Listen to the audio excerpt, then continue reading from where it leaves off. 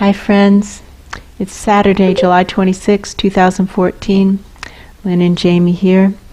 Today we are holding a Search for Truth class. Today and tomorrow we're holding a 2-day Search for Truth class. And in the Search for Truth class we can talk about anything, but the participants must be continually evaluating everything that they say and that other people say for truth, evaluating everything for truth, so that we can become practiced in the art of distinguishing between what is true and what is not true. So today we're using our topic that was normally a level 3 class, using the powerful future. We're having a 2-day conversation on working with the future for purposes of healing the present life. And we're doing this inside the container of a Search for Truth class. Our assignment as souls was to embody our souls, right? To get our souls in the body, right? Yes. Not just for a moment here or there, right? Right. But to live from the perspective of the soul, right? This is a learning laboratory. Evaluate for truth. True. Yes. True. True. Even this one right here, right? True. Yes. True. And therefore it's unnatural, right? That's right. True.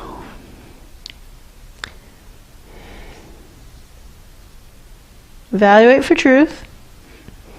It's unnatural. True. Right. Because in life, is there someone walking backward 2 inches in front of our face saying, is it true? Is it true? Is it true? Does that happen anywhere else? No. No.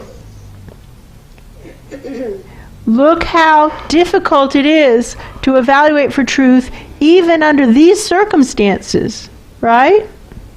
Yeah, right. Incredibly difficult. So, if there isn't that person right in our face, every 2 seconds saying, is it true, is it true, is it true, is it true? What are the odds that we're anywhere remotely connected with truth? Not good. Nil. Just not very likely, right? So we're all spiritual beings having a human experience. Is that true? That's true. True. Do our souls have a plan for our lives before we're born? Yes. Yes. Yes. Do we know that there are going to be challenges? Yeah. Yes. Do we know in this case that the challenges are going to be big and wide and deep and long? Yes. Yes. Huge, right? Right. Right. Do we expect to win Yes. before we're born? Before we're born, do we expect to win? Yes. We do. We do. We know we can do it, right? Yeah. We know it, right? Yeah, we know it. We know it. We can feel the truth of it, because there we're much less in the fantasy, right? Right. Yes. And we can feel that we can do it, right? True. Then we're born. And right away, it's harder than we thought it would be, right? Right. Yeah. Right. Because our bodies are small and helpless. And we can tell that we're helpless. We're not idiots, right? Right. We can tell that we need these other people to take care of us, right? Right. Right. Like, we can't sit up, roll over, find anything to eat, or even poop when we want to as opposed to when the poop just happens, right? Right. Right. Yes. We're helpless, right? Yes. So Right. by the time the first day is over, what have we decided to do? Play small. Please people, right? Right. Right. Or sometimes manipulate people, like different people have different strategies, right? Yeah. That's true. But just to get our needs met by these people, get these people to meet my needs. And some kids do it one way and some kids do it another way. You know, it's just like lots of choice of how to get my needs met, right? Yeah. Right. Yeah. And you see how that's reinforced and reinforced and reinforced and reinforced and reinforced and reinforced until all other thoughts are just pushed out the door, right? Yes. Yes. Quickly, right? Yeah. Right. And then we start to say to our soul, what do we say? Come closer or get the fuck away from me? Get the fuck away from me. Get the fuck away from me. Because you want me to do something else, and I want to please these people so that they take care of me. Or manipulate these people, or whatever. I want to blank with these people so that they take care of me. Right? Right. Yeah. Right.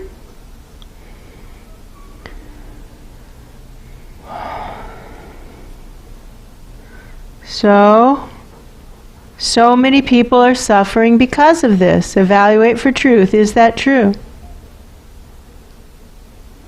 Yes. True. True. Are people suffering because of this choice? Yes. Yes. As long as this is the choice that's being made, is suffering present? Yes. Yes. But is it just a choice? Yes. It is. Yes. Yes. Is there choice in every moment? Yes. Yes. Does life begin again in every moment? Yes. Yes. Yes. Could we choose in every moment to make a different choice? We could. We could, Yes. in every single moment. And if we don't choose for our soul, we are by default choosing against our soul, right? True. Right. Right. The default setting is just to go along with everybody else, right? Right. Yes. To do whatever it takes to get everybody else to meet our needs, right? Right. Right. Yes. Nothing matters more than my relationship with my soul. My soul wants me to do a difficult thing. And then there's a long other part that leads to, and therefore I'm not going to do it. But the disconnect is early on, right? Yeah. That's how I feel it. Yeah. So let's ignore the rest of it because that doesn't matter. And focus on this disconnect, okay? Maybe baby, maybe infant.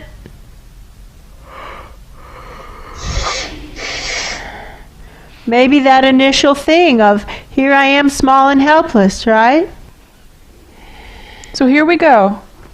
Right now, you can choose to think of yourself as deficient, or you can choose to think of yourself as capable, and then behave how a capable person would behave. But for real, behave is the wrong word. Put in the effort of a capable person, instead of pretending to be incapable. Which lots of people do. Me too, me too. Me too, me too.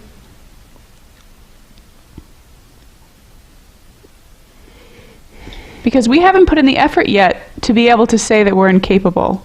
You don't actually know that. Like a week ago, our stapler broke. And she handed it to me and she said, "Can you fix this?" And I almost immediately was like, "No, I don't know how to fix a stapler." But she handed me the stapler and walked away. So here I was with a stapler, and I could have put it down and it would have been broken 15 minutes later still. Or I could at least give it a shot. And it took a lot longer than I thought it was going to, and it was a lot harder than I thought it was going to be, but I fixed the fucking stapler. Even though I thought I am incapable of fixing this stapler, and I also thought it is stupid to fix this stapler. What good will it do anyone? We should just throw this away and get a new stapler. So when we feel that, we can choose to just put the stapler down and pretend that getting a new stapler will fix the old stapler. Maybe since you said it that way, that may be the first thing that's making sense to me. Oddly enough.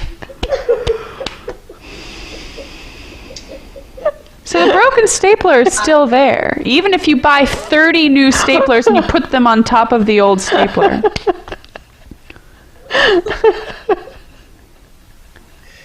Me too. And I mean this seriously. Even if you put 30 new staplers on top of the old stapler, the broken stapler is still there, and you know it's there. And you know it's there. You know the broken stapler is there. We know it's there. So we can either, when someone hands us the stapler and walks away, that's the first moment of choice of going, I can put this stapler down, or I can at least give it a look. Yeah. To the best that I can do. The best is a weird word. I can do it. I can do it. And then even if you spend a half hour hitting it with pliers and pulling it apart and doing it, and it still doesn't come together, that's better than just having put it down and deciding that it was broken. That's true. It's the same with everything. Everything is a stapler. You don't need to be the perfect person to fix the stapler. Just willing. Just willing. Just willing. That's true. You don't have to have everything right, the skill set, understand it. Because you can see in that moment, you didn't fully understand How to fix this. how to fix it.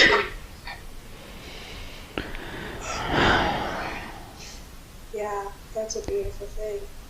And nobody does. The staplers keep getting more complicated. We're never, when you're handed the stapler, it's always a mystery and seems impossible. Yeah, it always seems impossible.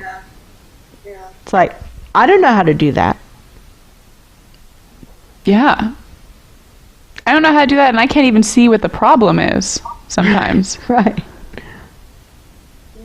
But you know when something isn't working because there aren't staplers coming out. We know when something isn't working because No the staples. staples aren't coming The papers are falling apart. It's not working. They've given us a fabulous metaphor. I do this too. I do this too. The I can't do this thing. Boy, have I ever been doing that. The can you do this instead thing? Yeah. They're like, well, I can't fix the stapler. You fix the stapler. No, you fix the stapler. And if the stapler didn't need fixing, it wouldn't be handed to us. If it weren't for us to fix. Right. If it weren't for us to fix, someone else would be holding the stapler. Right. We tend to think bigger in terms of what Source should do for us, and smaller in terms of what is our part in the plan, right? We think Source should make it all work for us, you know? Right? Me too, me too. Oh, me too, me too, me too. Right? We think Source should just make it work for us so that we can have the cushy life that we thought we were going to have, right? Yeah. And that everything was going to turn out the way that we thought it was going to turn out. And so, friends, has the world changed remarkably since we were born? Yes. Hard in the wrong direction, right? Yes.